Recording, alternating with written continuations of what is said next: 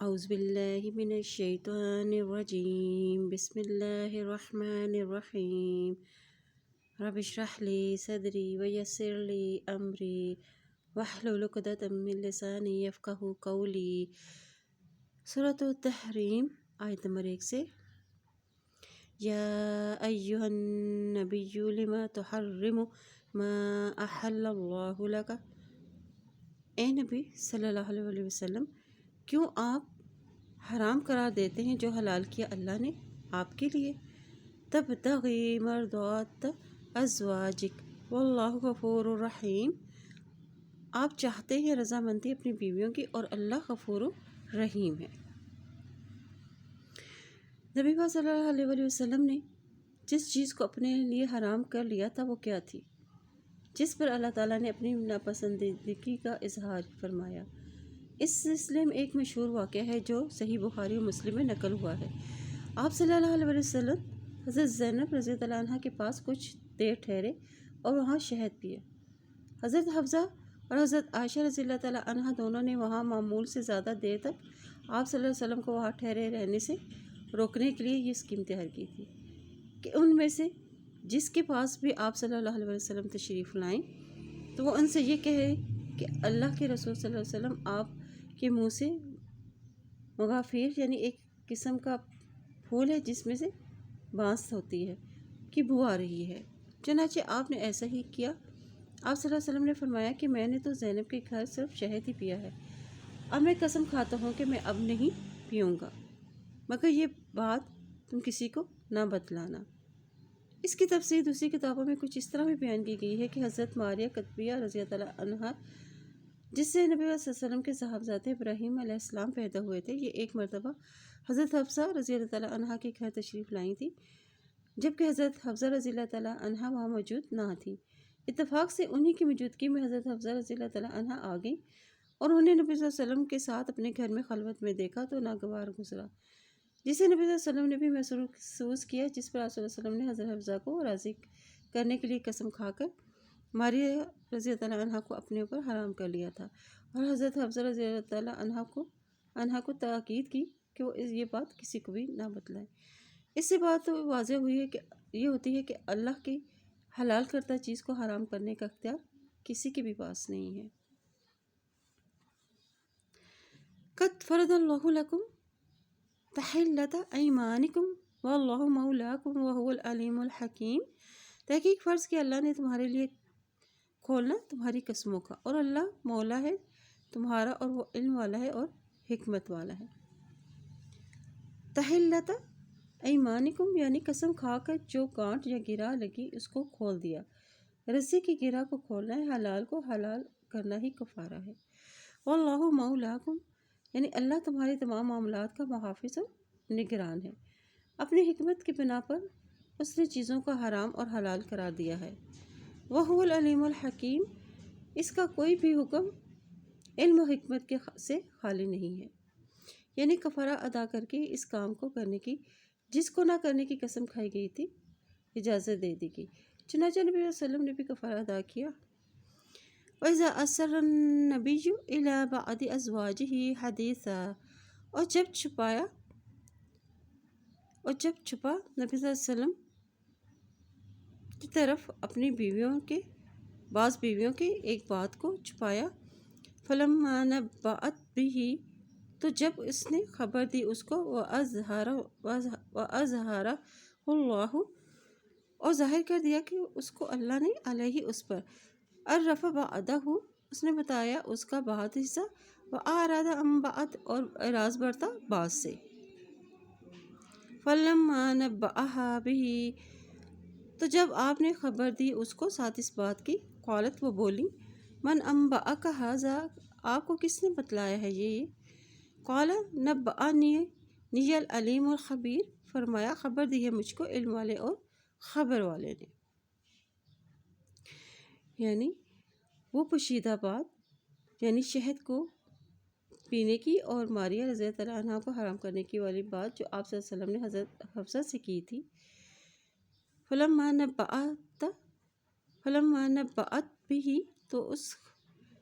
تو جب اس نے خبر دی اس کو، یعنی حضرت حفصہ رضی اللہ تعالیٰ عنہ نے وہ بات جا کر حضرت عائشہ رضی اللہ تعالیٰ عنہ کو بتا دی، تو اللہ نے کیا کیا؟ وَأَظْهَرَهُ اللَّهُ، تو ظاہر کر دیا اللہ تعالیٰ نے اس بات کو، یعنی اس راز کو نبی صلی اللہ علیہ وسلم پر ظاہر کر دیا۔ نبی صلی اللہ علیہ وسلم نے فرمایا کہ وہ بات مجھے معلوم ہو چکی ہے جو انہوں نے کسی اور سے کہی ہے۔ عرف بعدہ وأعرض عن بعد، یعنی حضرت حفصہ رضی اللہ تعالیٰ عنہ کو بتلا دیا گیا کہ تم نے میرا راز فاش کر دیا اور کچھ نظر انداز کر دیا، یعنی پھر انہیں برا بھلا بھی نہ کہا۔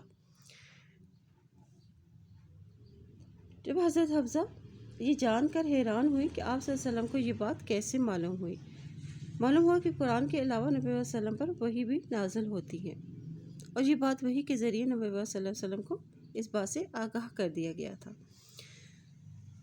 تتوبا إلی اللہ فقد صغت قلوبكما وإن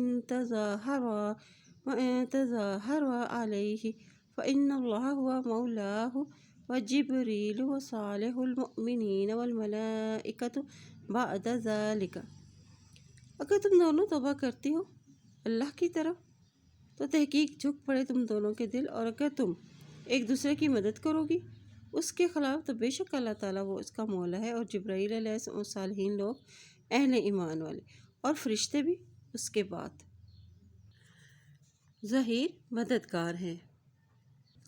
یعنی تم دونوں کے دل اللہ اور اس کے رسول کی طرف جھکے ہوئے ہیں، اگر تم دونوں توبہ کر لو تو تمہاری توبہ قبول ہو جائے گی، اور اگر تم باز نہ آؤ گی تو اللہ کو یہ بات پسند نہ آئے گی، اور آپ صلی اللہ علیہ وسلم کو تو کوئی نقصان نہیں پہنچا سکتا۔ آپ صلی اللہ علیہ وسلم کے مددگار تو اللہ بھی ہیں اور مومن اور فرشتے بھی ہیں۔ عسى ربه إن طلقكن أن يبدله أزواجا خيرا منكن مسلمات مؤمنات قانتات تائبات عابدات سائحات ثیبات وأبکارا۔ امید ہے آپ کا رب اگر وہ طلاق دے دے تم کو کہ وہ بدل دے اس کو بیویاں بہتر تم عورتوں میں سے، جو مسلمان ہو، مومن ہو، اطاعت گزار ہو، توبہ گزار ہو، عبادت گزار، روزہ دار، شوہر والیاں اور کنواریاں ہوں۔ یعنی یہ ازواج مطہرات سے کہا جا رہا ہے کہ اللہ اپنے پیغمبر کو تو تم سے بہتر بیویاں عطا کر سکتا ہے۔ بہترین عورتوں کی صفات بیان کی گئی ہیں، وہ عورتیں جو ہوں گی وہ مسلمان، اطاعت گزار، مومن، توبہ گزار، عبادت گزار، روزہ دار اور شوہر والیاں اور کنواریاں ہوں گی۔ یہاں اصل معیار تقوی اور اخلاص ہونا چاہیے۔ یا ایھا الذین آمنوا قوا انفسکم واہلیکم نارا وقودھا الناس والحجارۃ علیہا ملائکۃ غلاظ شداد لا یعصون اللہ ما امرہم ویفعلون ما یؤمرون۔ اے لوگو جو ایمان لائے ہو، بچاؤ اپنے آپ کو، اپنے گھر والوں کو آگ سے۔ ایندھن ہے اس کا آگ سے، اور ایندھن اس کا لوگ ہوں گے اور پتھر، اور اس پر فرشتے ہیں سخت دل والے، زور آور، نہیں وہ نافرمانی کرتے اللہ کے اور جو اس نے حکم دیا ہے اس کو، اور وہ کرتے ہیں جو وہ حکم دیے جاتے ہیں۔ یعنی اس میں اہل ایمان کو ان کی ایک اہم ذمہ داری کی طرف توجہ دلائی گئی ہے کہ اپنے ساتھ اپنے گھر والوں کی بھی اصلاح کریں اور ان کی تعلیم و تربیت کا بھی اہتمام کریں، تاکہ یہ سب جہنم کا ایندھن بننے سے بچ سکیں۔ اس لیے نبی صلی اللہ علیہ وسلم نے فرمایا کہ جب بچہ 7 سال کی عمر کو پہنچ جائے تو اسے نماز کی تلقین کرو، اور 10 سال کی عمر میں بچوں پر سرزنش کرو۔ یا ایھا الذین کفروا لا تعتذروا اليوم انما تجزون ما کنتم تعملون۔ اے لوگو جنہوں نے کفر کیا، نہ تم معذرت کرو آج کے دن، بے شک تم جزا دیے جا رہے ہو جو تھے تم عمل کرتے۔ کفروا یعنی جو یہ حکم نہیں مانتا، دین کے معاملے میں اپنے گھر والوں سے نرمی برتتے ہو، یعنی تو تم اپنے کیے کی سزا بھی بھگتو گے۔ یا ایھا الذین آمنوا توبوا الی اللہ توبۃ نصوحا عسى ربکم ان یکفر عنکم سیئاتکم ویدخلکم جنات تجری من تحتها الانہار یوم لا یخزی اللہ النبی والذین آمنوا معہ نورہم یسعی بین ایدیہم وبایمانہم یقولون ربنا اتمم لنا نورنا واغفر لنا انک علی کل شیء قدیر۔ اے لوگوں جو ایمان لائے ہو، توبہ کرو اللہ کی طرف، توبہ خالص، توبۃ نصوحا، یعنی خالص توبہ تو یہ ہے کہ جس گناہ سے وہ توبہ کر رہا ہو اس سے ترک کر دے اور اس پر اللہ کی بارگاہ میں ندامت کا بھی اظہار کرے اور آئندہ اسے نہ کرنے کا عزم بھی رکھے۔ اگر اس کا تعلق حقوق العباد سے ہے تو جس کا حق غصب کیا ہے اس کا ازالہ کرے اور جس کے ساتھ زیادتی کی ہے اس سے معافی مانگے۔ تو اس سے کیا فائدہ ہوگا؟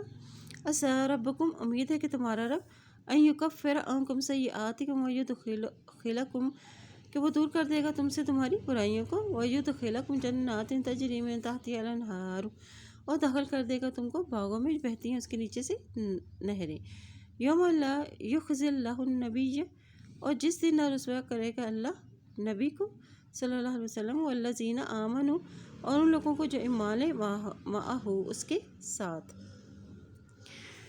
نورہم یسعی بین ایدیہم، ان کا نور دوڑ رہا ہوگا درمیان ان کے دونوں ہاتھوں کو، وبایمانہم، اور ان کے دائیں ہاتھ میں، یقولون، اور وہ کہہ رہے ہوں گے، ربنا اتمم لنا نورنا واغفر لنا انک علی کل شیء قدیر، اے میرے ہمارے رب تمام کر دے ہمارے لیے ہمارا نور کو اور بخش دے ہم کو، بے شک تو ہی اوپر ہر چیز کی قدرت رکھنے والا ہے۔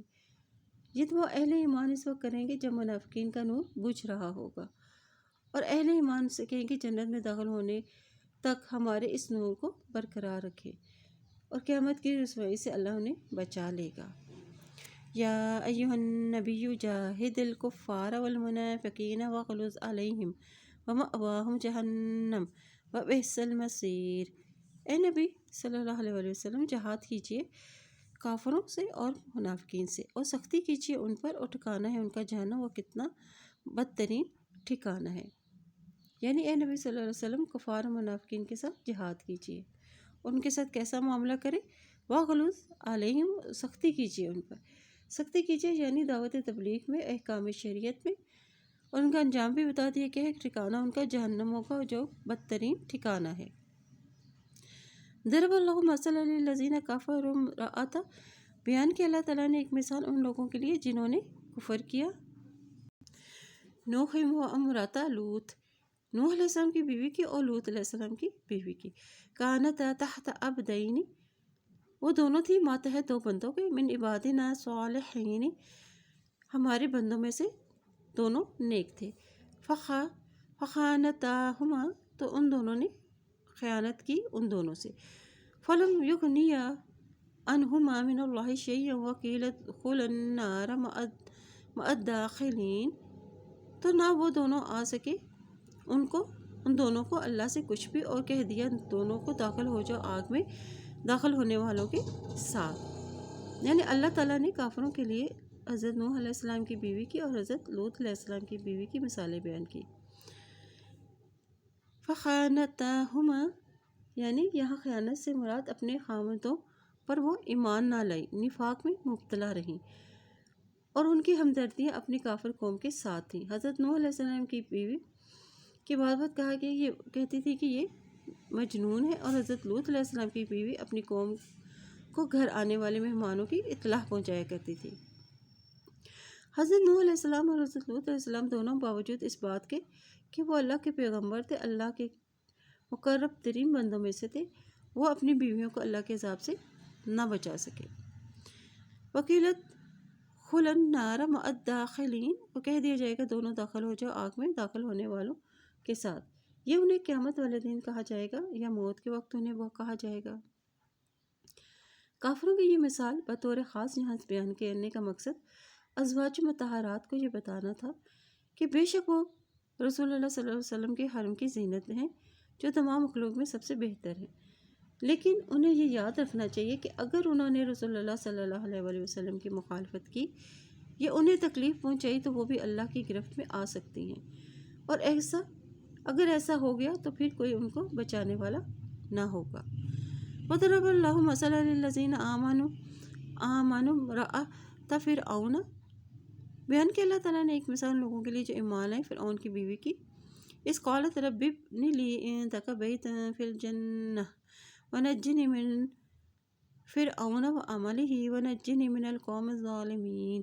اور جب وہ بولی میرے رب بنا میرے لیے اپنے پاس ایک گھر جنت میں اور نجات دے مجھ کو فرعون سے، اس کے عمل سے، اور نجات دے مجھ کو ظالم قوم سے.